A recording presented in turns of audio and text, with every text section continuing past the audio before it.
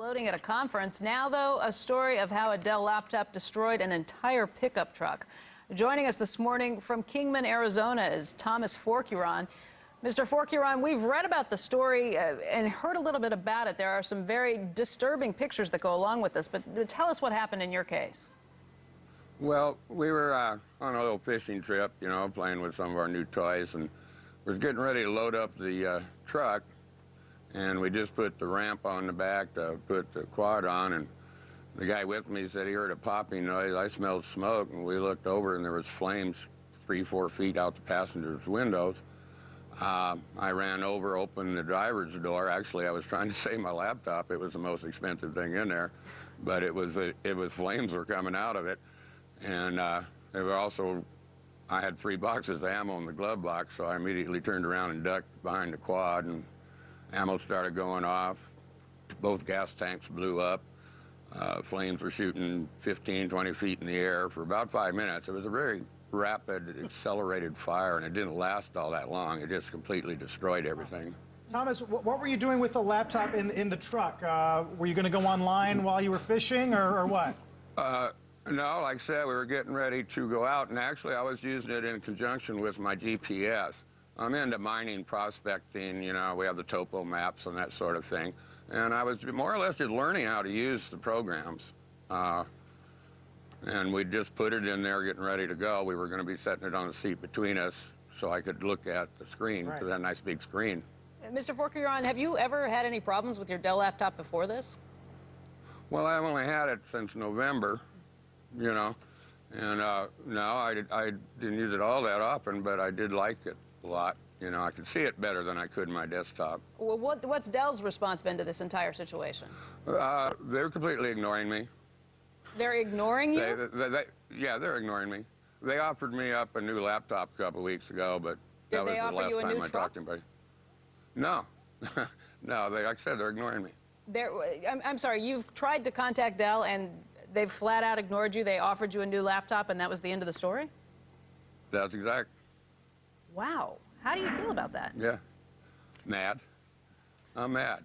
And we are going to be fighting, and you guys are really helping out with all this coverage. But how much do you think, how much damage did you, financial damage do you think you sustained? How much is this costing you? Oh, well, for one, it's probably cost me a year of my retirement. I was planning on retiring next year, and now I've got to regroup over this.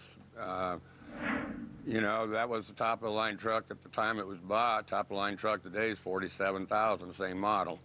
I don't know what it was worth for ducks and bullets and exploding gas tanks, and my partner had suffering heat exhaustion all day, Might have taken a year off your life, you never know. Yeah, that too, It definitely took a year off my retirement, though, I know that. Are you sure that this was something that was caused by the Dell laptop? Oh, absolutely. When I opened that passenger or driver's door, the flames were just coming right out of it. There was nothing else there. It was all on the floor by itself. Thomas, when's the last time you? Oh, go ahead. I'm sorry. Well, I'm done. Go ahead. Well, when's the last time you actually spoke with anyone from Dell? Oh, it's been about 2 weeks ago. Spoke with them long enough to get an email address so I could send them a copy of my Ranger report and the Consumer Affairs article, but I haven't heard back from them since.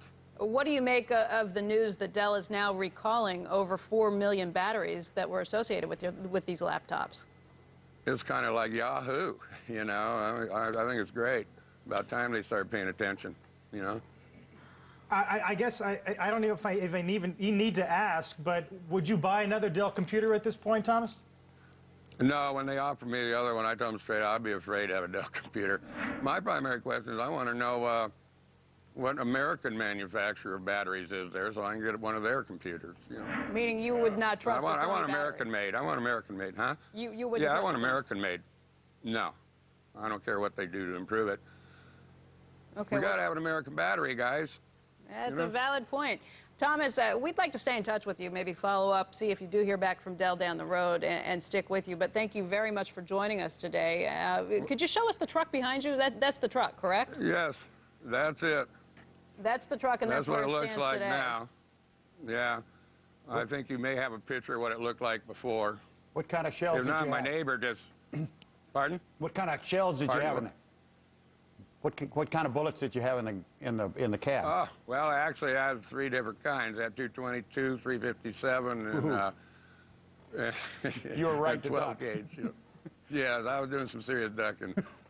Well, Thomas, thank you very much for joining us this morning. We appreciate your time. So sorry to see your truck and hear about what happened, but we will stay in touch. We'd like to find out how this case progresses.